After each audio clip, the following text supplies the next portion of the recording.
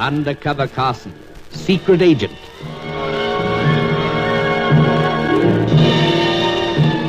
Operation Death Ray, an assignment in Rio.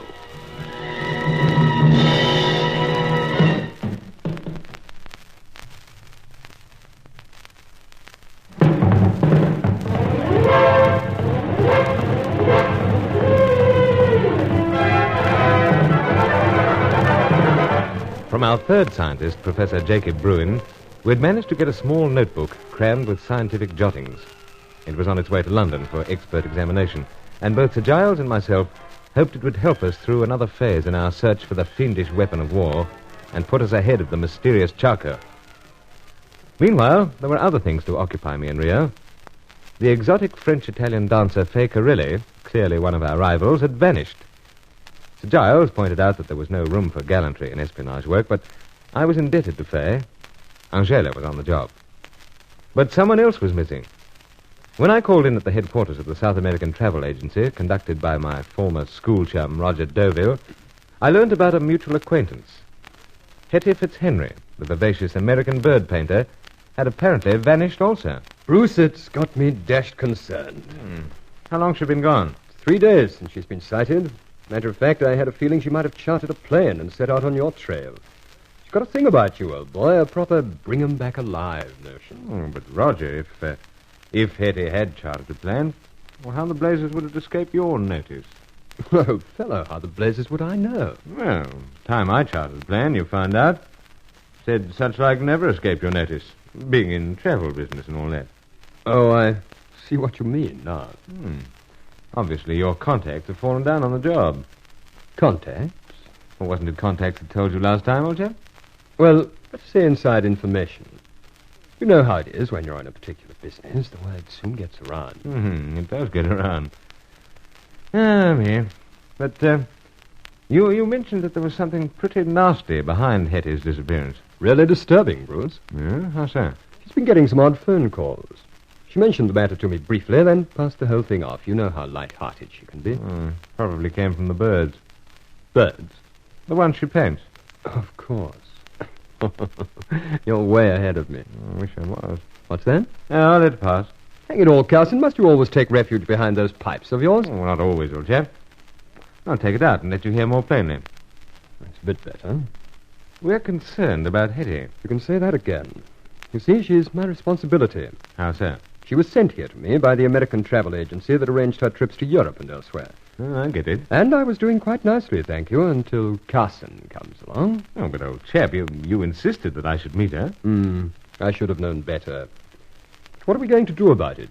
Well, I'd say call the police, old chap. Well, I think it's rather too premature for that. Oh, but 3 days. Yes, but we all know that the Fitzhenry's blood's pretty wild. Howsoever, if you're as concerned as you say... Oh, I am. I'm having inquiries made through various channels open to anyone in the travel business.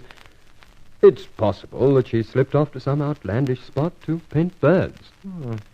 Yet you think she'd arrange that through you? Well, that's a point, Bruce. Though it's possible she didn't want me to know. Heaven knows why, but you know what these women are. All right, then. But it wouldn't do to leave it too long. Well, depend on it, old chap. I'm right on the job. Anyway, you've got your hands full at the moment with females, I mean. Oh, you think so? I'm referring in particular to the latest, Miss Sally Bruin. Well, big brother, you know. You want to grow out of that, old boy. Watch her. She's a gem. Yes, I will, Roger. Matter of fact, it seems they all need watching.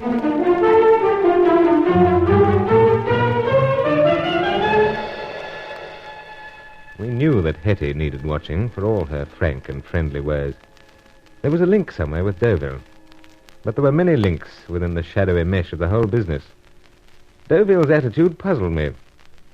One moment he was gravely concerned about the disappearance of Hetty, and the next, idly joking about this and that. My dislike of him was fast increasing. But I left his offices and found myself wandering down Rua de Ouvidor and entering an antique shop.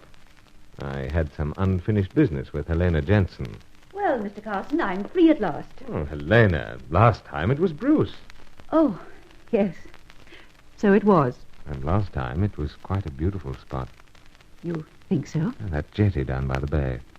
With all the water lapping and the sunlight dancing. Have you forgotten so soon? I haven't forgotten. You, had a safe trip, I trust. Well, got back safe enough. Howsoever, before you dashed off so unexpectedly, I seem to recall... Oh, Bruce, I knew there was something I wanted to see you about. What? Of course. Something brought you here at the very right moment. I wonder what it was. Telepathy, perhaps. No. This By Jove, that is some pipe. belonged to a Portuguese nobleman. It's 60 years old. I'm not so much interested in the age, but the carved motifs. Most interesting. Bullfighting. Yes, sir, very smooth. Smooth? With those horns sticking out? Yeah, the design as a whole, I mean. Really worth adding to a fellow's collection. Where'd you pick it up? An auction I attended a few days ago. I thought of you. Jolly good of you. The point is now, how much? It's not cheap, Bruce. 100 cruzeros. Oh, that's not beyond the old pocket. Then I'm relieved. Though the company only pays me a pittance. If you'd rather not. Though we don't for one moment think I've got to depend on the meat importing firm, do we? I'm afraid I don't follow. Helena, before you whipped up this pipe and dangled it under my nose, I was talking about a certain sunny afternoon. Bruce, perhaps we'd better decide one thing at a time. The pipe. Decided. 100 cruzeros. I'll write the check. Matter of fact, I'd write a check for 10 times that amount for you to open your mind to me. You needn't hurry about the payment. For the pipe? Or for something else? Bruce, please. You make it impossible for me. Helena, when you ran away that afternoon, you warned me about someone. And seconds later, that someone appeared on the scene. We both know that it was a certain Englishman living in this town, a former school chum of mine. I implore you, Bruce. Why this pretense? Anything that happened that afternoon, everything, in fact, was a mistake. Then I'm not to watch out for this fellow? Please.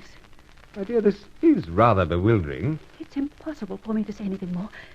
Please take the pipe and go. Are you shoving me out? I'm showing you to the door. With the check. Post it, I'll trust you. Ah, you trust me, but not other people. You're upsetting me, Bruce. Upsetting me terribly. Oh, steady, my dear. I'm going. I don't try to press you for mere fun, Helena. I know. But I shall depart, show off my new toy, and think of you constantly. I'll keep an eye open if anything more of interest should come along. Indeed. Pipes, ancient weapons. In fact, anything. Yes. But am I to be ushered out? You must go, but... But what?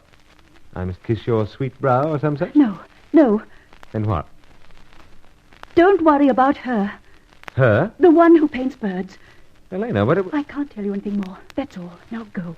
Please go. I've said far, far too much.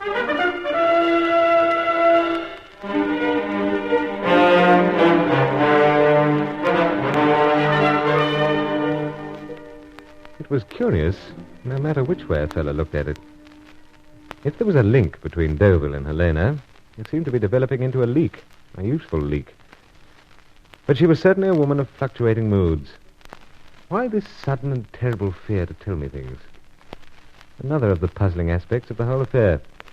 Anyway, I called back to the Davenport apartment to put Sir Giles in the picture. The old boy wasn't exactly impressed by the latest trophy. Gad, Carson, how could anyone smoke that monstrosity? Absolutely bristling with the horns of a bull. Oh, someone did smoke, sir. Portuguese nobleman. Well, there's certainly no accounting for tastes. It makes a very good addition to the collection, sir. Well, Carson, I won't make any remark about your taste, but do get the thing out of my sight. It looks like a lethal weapon. All right, sir. Back in the pocket. Like so. Ah, that's much better. You know, as I was saying, I took young Sally Bruin over to see Commander Grant. He's having a talk to her, then dropping her back to the hotel. Were you quite satisfied about her? That she wasn't up to any hanky-panky business with Deauville? Well, sir, she explained how she'd met him. Yes. He called at your hotel. And Deauville had wanted to tell me about Hetty being missing. And furthermore, he has a dashed persuasive way with him where women are concerned. Can't imagine young Sally being quite able to handle him. So, out they went for a stroll and coffee and such at the Lilac Cafe. That's all very good, my boy, except for one thing. That's the Giles? If we're to believe Miss Jansen, then Miss Fitzhenry is in no bother to speak of. Well, could be a plot hatched between them. It could well be. Though for what purpose, I can't imagine. Perhaps to start me searching and so into another spot of trouble. That's on the cards, too. However, as far as Miss Bruin's concerned, let her go ahead and work with Julius Grant. We'll sound him out in due course and get his candid opinion of her. He's a pretty astute fellow. Quite a fellow. Indeed. He's been exploring here, there, and everywhere in South America. But after taking it quietly for a year or two now, no doubt he can see things from a distance. It should make quite a book when he gets through it. Hello? Ah, that'll be Angelo back. Oh, yes, of course. I'm back, Excellency. Yes, so we see. Yes, and trust with something on Fakerelli. Indeed, Senor Carson. During our last absence from Rio de Janeiro, I appointed one of my relatives to keep a watch upon her. But I also appointed others. Others? One to watch the Americano. Not Hetty. Hetty Fitzhenry. Si, senor. What a stout fellow you are, Angelo. No, steady, sir. Now, what's the report, old chap? That's the point. Both my relatives have reported on the whereabouts of their quarries. You mean you know whereabouts of both Fakerelli and Hetty? Indeed. Then... where? Carson, what is it? Why are you clutching your chest, man? Sir Giles, something's happened. Is it your heart, old fellow? Speak up. Something stabbed me. I think it's this. That ugly pipe? So, Man alive, something sprung out from one of the horns. It's protruding a good inch and a half. that's right. Some sort of lethal weapon after all.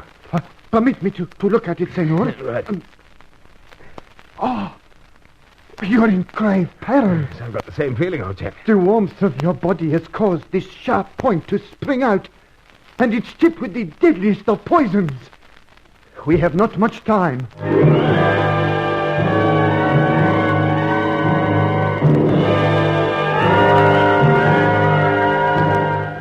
So there it was. Pipes had been good friends to me in the past, but at the time it looked as if my pipe-smoking days were at an end. I felt quite numb. Was it the poison or the discovery that Helena was treacherously involved in Operation Death Ray?